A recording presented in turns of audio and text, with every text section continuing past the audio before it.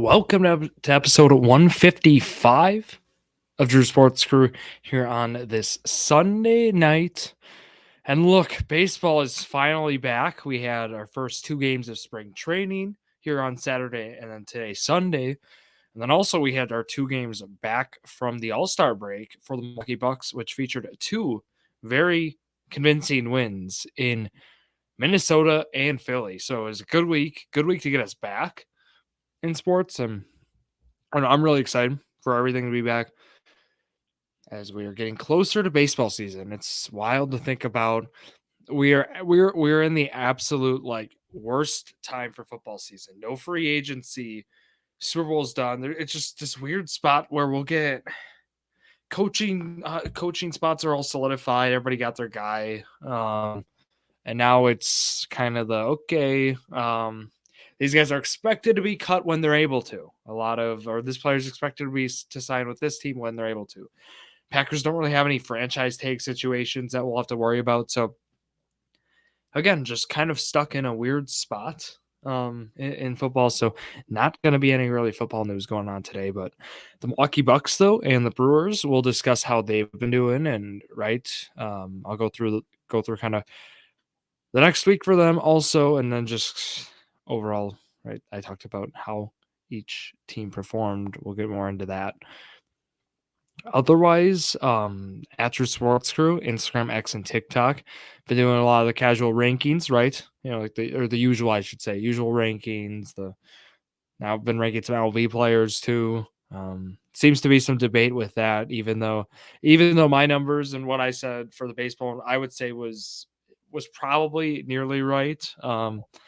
But if you want to check that content out, is at Drew Sports Crew, and that can again be found on Instagram or TikTok or Drew Sports Crew on YouTube. You can find all that content, and there's gonna be more content right every day. There's a post a day. Been doing that now for a while, so check out all of that and let me know your thoughts. So, going through scheduling this Wednesday at around 4:30 or so. Myself, Drew Skyberg, will be joined alongside Zach Rouse, Jared Vleski for another episode of Journey to a Million. So, again, I talked about where we are in the football season. It's going to be more, it's more of a, hey, this is kind of the reports we heard this week. This is the draft stuff we're thinking is going to happen. The combine's happening this week, kind of thing like that. And we'll discuss all of it. And then we go to the Immaculate Grids. We see how we can do, right? Love me a good Immaculate Grid, but football ones too are just, they're sometimes the best. They're fun to do, and yeah, we go through those, see how many we can get done perfect, and that's an episode. So I'll be Wednesday 4:30 Central. Just a reminder on that. That's all the announcements I had this week. March Madness pool will be starting. I'll start advertising that next week. Also, the Fantasy Baseball League, it will be returning. Probably going to have around 10 teams. So those are the two non-episode related things that will be returning, so I will keep you all posted on that. Otherwise, let's get into the episode. We'll start with the baseball side. Brewers have their first two games. They had their first full squad workout last Tuesday, the 20th. They got that done. Then they had 4 days of sort of workouts. Then you get right into games. Saturday, the 24th. Again, so I was set yesterday, if you're listening, on a Sunday night. The Brewers get a win. It's 11-7 was the final there. Again, it's hard to look into don't look into the outcomes of how these games are going. What I look more for is kind of new things we're maybe seeing, and it's more just to get guys loose, right? We've seen guys have bad springs, have big years, and we've seen the guys who have big springs have bad years as well. There's no really correlation with one or the other. I can tell you though, having Sal Frelick at third has been a beautiful surprise. It's been wonderful for this team. That's what this team needs. And it's going to be huge having being able to work him in there too. And also, if the goal is to platoon Monasterio and Frelick, you wouldn't complain about that.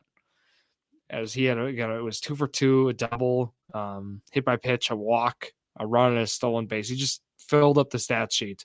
Did Sal Frelick on Saturday. but he's going to be fun to watch. He's going to be a great player this year, and he's someone I'm excited for this team to have. And then we get into kind of how this game goes against the Rockies on Sunday. Not much really going on. Again, this is about getting guys some practice. William Contreras homering his first at bat of spring was cool. I like to see that. But it was a lot of home runs today. That was kind of the wild part. Not much going on the Brewers side, only 5 hits. But again, spring training. Not going to dwell too much on the outcomes of these, but we will talk about the schedule this week. The schedule this week's fun. So, first 2 games were only on the radio. Couldn't find them anywhere else. As it was again the Padres and Rockies. The Reds game will also be on WTMJ tomorrow at 2:10 is when that starts. The Angels will on Tuesday the Brewers make their Bally Sports Wisconsin debut at 2:10 as against the Angels. Will face the Brewers. And then we go Wednesday. This is going to be the fun one. Cubs Brewers 2:10 Central on Bally Sports. That's going to be one you want to circle. Craig Counsell, Pat Murphy. We get the return of Counsell. That'll be fun. Those 2 games are televised this week, and then we have Saturday against the Dodgers also televised, and then the rest it's Friday against the Padres, Sunday against the Diamondbacks. Both of those are on the radio. As we get closer to spring training, or to the season starting, we usually have more games televised, but I'm actually looking, and there's really not a whole lot of games televised this year. There's probably like 10 of them, I'd say, televised. 8 maybe. Probably 8 is a better number.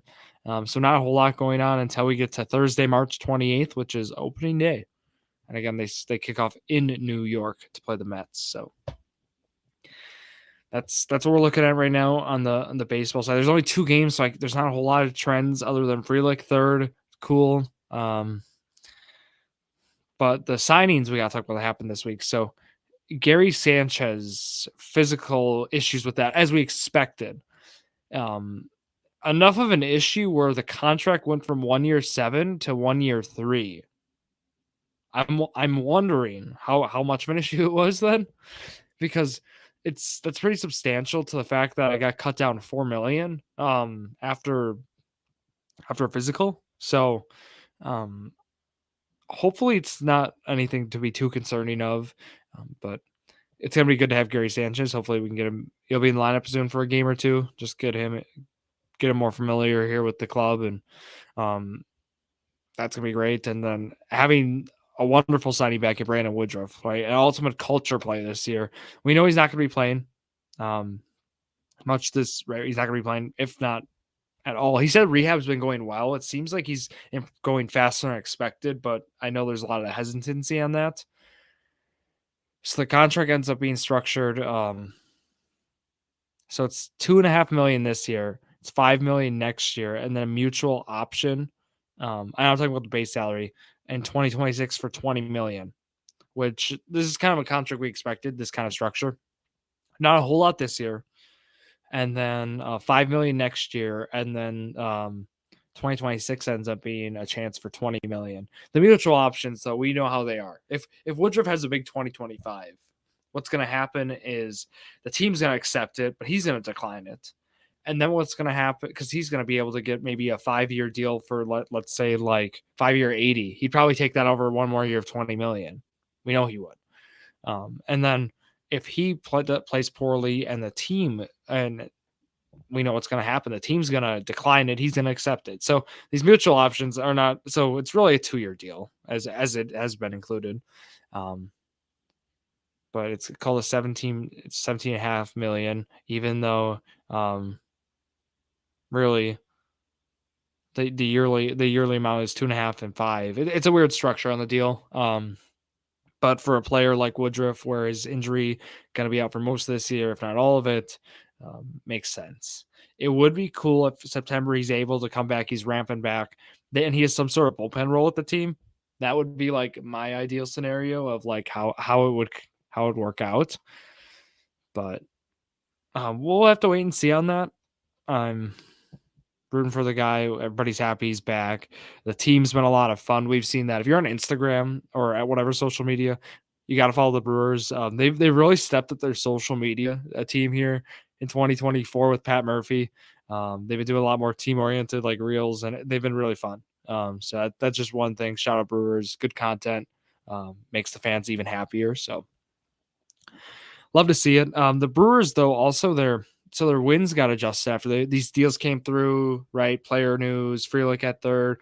This is just like win totals and stuff for whether it's like a sports book or like a general prediction model on projecting how teams perform. And right now the Brewers are surprisingly low. I'll give you a second just to guess what you think they're at. Okay, they're at 77.5 wins is what they're projected at as like the over under. So it's kind of shocking to hear that.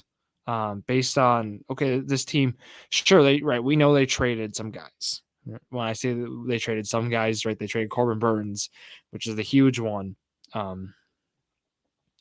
I see some on Fangraphs also right now. They got them at 80 wins, so more generous than what others have. But man, I don't know. This team only winning 80 games. I guess in the idea of this model is pretty like it harsh on teams, considering this is Fangraphs again, which they do a great job.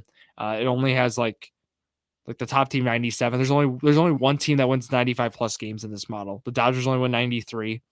Astros 91, Yankees 89, Orioles 85 after winning over 100. You can live with a record in the 80s, but there are so many 80 and 82 teams they project. They project a lot of mid this year. A lot of teams that are pretty middle of the pack, but like the Red Sox are 81 and 81. I see this team more 84, 85 when projected, and like that. I think that's where the line should be priced at.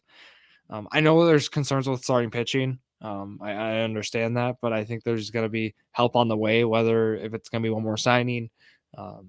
Again, we're going to start seeing some minor league guys. I know Mizrowski, we're not going to see as a starter probably this year to an extent, but we're going to see him in the bullpen. This is the top bullpen in the National League.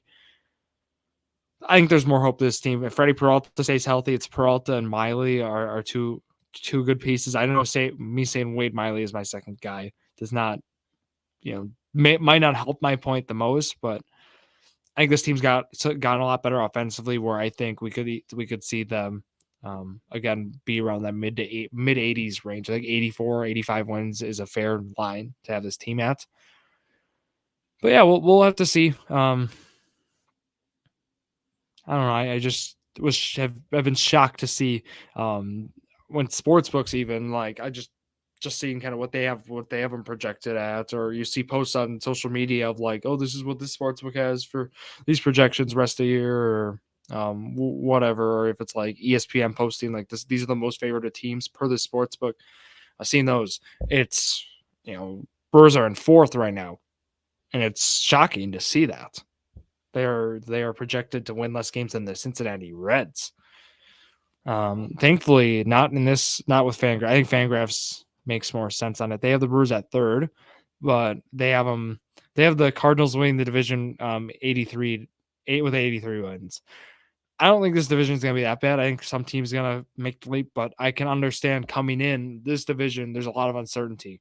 The top team wins 83 games, and the Cardinals, per Fangraphs, the lowest team, Pirates, win 77. A 6-game spread like that would be an all-time, low in terms of the spread between winner and loser. So I don't think we're going to see that kind of discrepancy. I think over time it'll smooth out. Either a team's going to severely underperform, or I think one team will take that leap and bound to call it their division. Is my suspicion. I just want to share that this week because when it comes out, I think it's actually interesting to see where projections are at. A lot of models also project Yelich to have a big 2024, kind of as if he did in 2023, more in the second half. So I'm excited for that. So we'll wait and see on it. Let's go over to the basketball side. The Bucks have 2 tough games, and they win them both. They start with a nail biter in Minnesota. They play arguably the top team in basketball in the Timberwolves, who were 19-5 before this at home. and they put together a really nice one. This is the defense. These first two games after the break have all been the defense anchoring it, allowing only 107 points against Minnesota when they're at home, and then also against Philly, only allowing 98 on Sunday. You got to be happy with the performance. It stood out how the bench unit's been handled too. Right, it's been now, instead of having other guys step in like Ajax or AJ Green, Doc Rivers has taken, as we expected, the more veteran approach. So Danilo Gallinari's already getting in. He had 5 minutes on Friday. That was a little bit surprising for me. Bobby has still maintained that 25 minute role, which is fine. Connaughton 20 minutes. Pat Bev at 16. And then we kind of see Jay Crowder in the starting role there with 35 minutes. So Doc Rivers, especially with non-back-to-back games, is not afraid to have Giannis creep up over 40 minutes and then kind of have the starters work between 30 and 35. I don't mind it. Have Dame around 38. Dame played very well, too. He was 8 for 23, 2 for 8 from 3. Don't look into that. He's been doing a lot better. This is what stood out for Dame, I think. Off the ball. I think because we saw, especially the first couple months here with the Bucks, he's a very ball dominant player. We knew that with Portland. That's just how he's played, years in this league. But off the ball, he's been a lot more effective, whether it's, getting the rebounds, right? He had 9 rebounds on Friday, but then it was 2 steals, a block. He was active defensively, 10 assists too. So being a playmaker too. He's been, just after, all right, he had a big week with the All-Star break, right? Or the All-Star game, MVP, and then also, of course, the 3-point champ. But then puts together this first game back, plays one of his best all-around games of the year. I don't know. It was a big week for Dame. He's player of the week, rightfully so for me. Defense was great too. It was like Brook Lopez is looking like vintage Brook Lopez again with the defense. He still played great this year, but there's just been some like lateral quickness concerns more than ever, it felt. But like they held Anthony Edwards to 10 of 27 from the field. Towns 9 for 22. Nasri 2 for 10. Like a lot of this was interior attempts. So that's where the Bucks vintage with that too, and they close out. They win that one. That was a game we knew it was going to be tough. And then Philly, it was straight domination today on Sunday. It was a wonderful win, start to finish. Obviously, this team without Embiid is not good. They go deep in their bench. They don't have much they can do. Campaign played today, didn't do a whole lot. It was Pat Bev's return to Philly, and then, of course, it was Doc Rivers' return to Philly as well. Gallinari got in 9 minutes, so a little amp in there. Everybody in the rotation basically got to play today. Bobby had the big game, 17 points, 7 for 11 from the field. Efficiency still's been his strong suit. He just can never, if he'll have a positive plus minus. So that is, again, dealing with when he's on the court, kind of like just keeping a running score of how the team performs. The team always is like, it feels like between minus like 3 and minus 10 when he's out there on the court. But he puts together offensive input where it makes the minutes still valuable to an extent. It's hard to gauge what's all in that. Is he with other players from the bench? Like is there other guys in the unit? Is that specific rotation that is? Just questions on that. But again, why Dame was player of the week for me for the Bucks. Plus 37 plus minus will mean a lot there. But yeah, 24 points. He was 8 for 15 from the field, 4 for 8 from 3, 7 boards, 9 assists, 2 steals. Just filling up the stat sheet. Lopez had 5 blocks. Giannis was efficient, 9 for 12 from the line. Just an all-around nice win. Jay Crowder puts up a goose egg, though, in 25 minutes. That was kind of the big surprise for me today, was like, Bucks put up 119 points. They continue to be efficient on offense. Even like Thanasis scored, for example, in the end. Just interesting to look at. Bucks moved to 500 on the road, 14-14. We know it's tough to win road games in the NBA, but you would not have thought the Bucks would have been that low, I don't think. I don't know. 14-14, whatever. They're making that little push right now. The Cavs are playing. That game's over, actually. They played Cleveland today, or they played Washington today. They did win. So that means, again, for the Bucks, they're going to remain behind the Cavs in the in the division. So they should be able to close it out. I would not think this is the year the Bucks don't win the division. I think there's still hope. They're a game back again. It's gonna be fine. The schedule gets easier. That's what I wanted to point out for the Bucks especially. This was their tough stretch of the season. We kind of talked about this. Was okay before and after the All-Star break. It's just a brutal stretch, but then they get blessed with some very nice games. Charlotte on Tuesday at 7, again at home, and then Thursday at Charlotte on Thursday. Yeah, so on Thursday that's at 6. And then Friday, okay, you have a back-to-back. Oh no, but it's against the Bulls. Yes. And that's at 9 p.m. on a Friday. I dislike when they do Central Times, and they do this, of course, so they can get those East games in, or they want to have those as the early ones and whatever. But like, don't double dip like that, because we got some late games coming up. They do have a West Coast trip, but it's not terrible. I mean, it's at Golden State, it's at Los Angeles for the Lakers, at LA for the Clippers, and then at Sacramento. But there's a day in between each game. So it's not like a back-to-back on West Coast, which the Bucks have had to do, and they have struggled in those. So that's just been the pleasant surprise, is okay, there's the road games, but, it's Golden State, that'll be tough. Lakers, you should be able to handle. Clippers will be tough.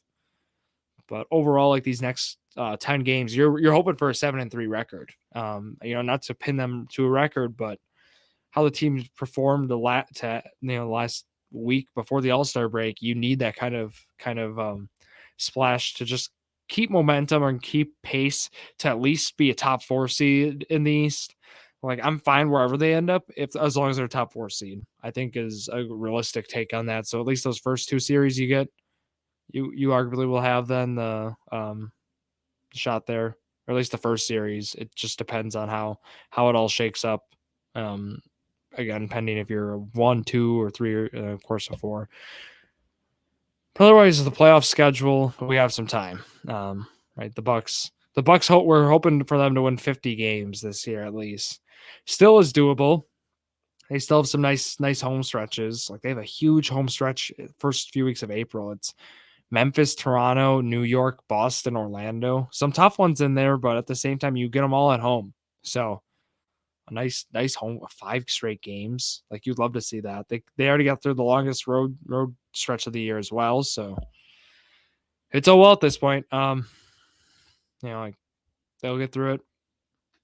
And we were hoping that, of course, Cleveland would have lost their 3rd straight, but again, they win 114-105.